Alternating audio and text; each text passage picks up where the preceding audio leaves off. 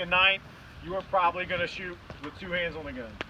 There will probably be enough light to see, like this amount of ambient light is enough to see somebody, identify a target, see if they've got a gun, and if this was the situation, you would probably go two hands. All right, going with a flashlight, a handheld light, is going to reduce you to a one-handed shooter. There's no other way to put it. Even if your hands are touching or crossing or you're using some type of support with your weak hand, you are still shooting one-handed. So things got a lot more difficult. I don't want to handicap myself and have to shoot one-handed. That's why I love the weapon mounted lights. I can turn the light on, get two hands on the gun, see everything I need to see, and be shooting two-handed. But there may not even be time to turn that on. And that shooting I talked about earlier, there wasn't time to turn a light on. Turning your light on might alert the suspect to your location. If you got the upper hand, if you got the drop on the bad guy, why give him the advantage of saying, hey, I'm over here, I'm getting ready to shoot? That might be a bad idea, you know, tactically speaking, to turn your light on. So if you can see, if you don't need any more light, you might be to your disadvantage to grab a light or turn this thing on. So be thinking of that. So let's assume you don't have a light on your gun. You just got a flashlight in your pocket. You're walking around your house and a situation presents itself and you've got to try and identify a target or perhaps shoot. You know, what are we going to do? One option is just shooting one-handed. All right, you've got a flashlight on. You're using it either just in a typical, underhand flashlight hold, looking around, and all of a sudden you raise your gun up to shoot one-handed. That's one option. We'll talk about that. If you're close up, that might be a really good option. If there's some distance, 15, 20 yards, you might want to bear down. Shooting one-handed, 20 yards is a difficult thing to do. So for me, if I'm going with a flashlight in my hand, I'm probably using one of a couple different holds to give me some stability in my shooting platform. This right here is not very stable. When you're pulling that trigger and worrying about the gun going off, all of a sudden this becomes difficult. So to stabilize my shooting platform, one of the ways to do it is called the Harries. All right, it's not, you don't have to memorize these names or whatever, but essentially you're crossing your wrists, so you're giving your weak arm underneath your shooting arm to stabilize your shooting platform. So your backs of your hands are almost touching, your strong wrist is resting on your weak hand wrist. So now I've got my flashlight in my weak hand, I cross my wrist, and you'll notice the entire gun is beyond my weak arm, right? You want to avoid the number where you just set your gun on your weak arm, right? What's the danger of this? The muzzle now getting really close to my arm. When I go shooting and I'm resting the gun on my arm, I got a chance of shooting myself. So we're kind of on the edge of the cliff with that scenario, right? So we want our shooting hand, our handgun beyond our weak side arm, our support arm. So for me, I've usually got a flashlight that's got a tail cap switch on the end, on the butt end of the light. So when I hold the light, it's easy for me to activate it with my thumb. So I just put my weak arm out for support, activate the light, and now I've got a more stabilized shooting platform than just one-handed. All right, this is a little better than just doing this number. That's probably the most common way to run a flashlight and shoot, is crossing your wrist and shooting it that way. All right, so I'll just tell you back of the hands together, or crossing your wrists, and we'll get out and we'll show you a couple ways doing that. Another option is if you have a flashlight, a bigger light perhaps, like a mag light or a Kel light or one of those type of flashlights, they usually don't have a tail cap switch.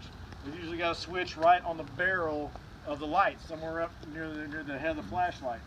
So if you go to grip your light in this position with one of those big lights, you can't reach. If I were to do this, you wouldn't be able to reach the on-off switch. Remember, you can always just turn your light on and go through here, but we're trying to, what's one of the principles here? Minimize the use of the light. Don't leave that thing on all the time. So you can't minimize the use of the light if you can't even reach the switch. So if you've got a bigger flashlight with a switch on the barrel, now you're probably going to be holding it in a position somewhat similar to this. All right? So you can't cross your arms that way, so what your option is turning the light on and holding the gun in a position similar to this, where the barrel of the light touches the weak side of the gun, and you're in a position like this, where your hands push straight out in front of you, the light touches the gun, and we shoot from there. And that way you've got direct access to the switch, so you can turn it off in a hurry if you need to.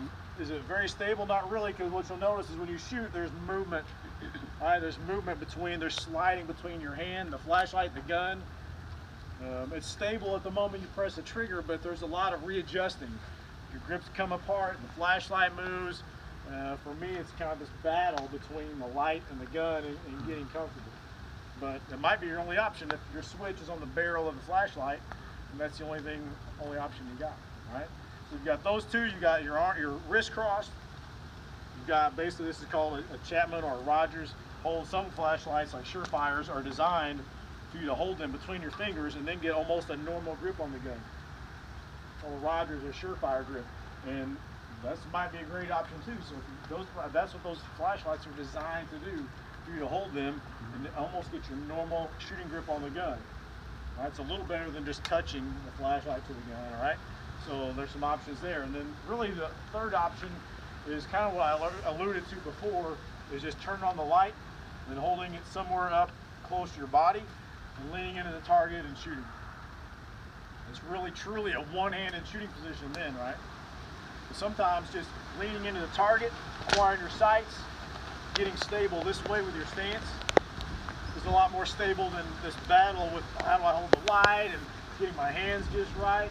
Sometimes you just got to reach out and start shooting. All right, so one name for this is called the neck index, where you just bring your hand up somewhere by your neck and use the light from here. There's another method that people talk about where you hold the light out away from your body.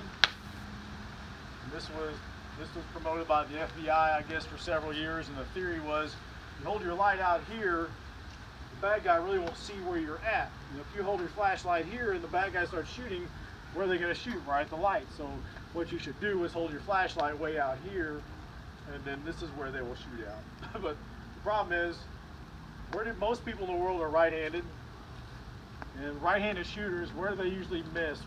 What's the most popular place for right-handed shooters to miss? Low left. So if you're shooting at this light, and where's the bullet gonna go if you miss? Right on me. So for me, if you start really thinking like, I'm gonna hold the light here because they might shoot me, and you're just way overthinking this thing. You're wasting time thinking about stuff that's not gonna happen instead of focusing on moving, trying to get out of this scenario, and if I do have to shoot, getting stable, acquiring our sights, and shooting. All right. So we'll get on the line here in a minute and try some of these different holds. Find which one works best for you, but in your training, don't stop training all of them. Don't after tonight think, the best way for me is to cross my wrist and shoot like that. And so that's the only thing you ever do. Keep trying, try the other ones. You might just have to use them someday. All right? You don't want that to be a foreign thing. It's just like shooting weak-handed. Does everybody like shooting left-handed or weak-handed? No, it's probably not the best, but you need to keep practicing it. In case you get shot in your strong hand and your fingers don't work, what are you going to do? You're going to have to shoot weak-handed. That should be something that's not foreign to you, something that you've tried before, and you know at least the process of how to do it, and have a really good idea of what the results are going to be. Okay, so everybody got a flashlight on their person somewhere? All right, let's do this. We're going to line up on the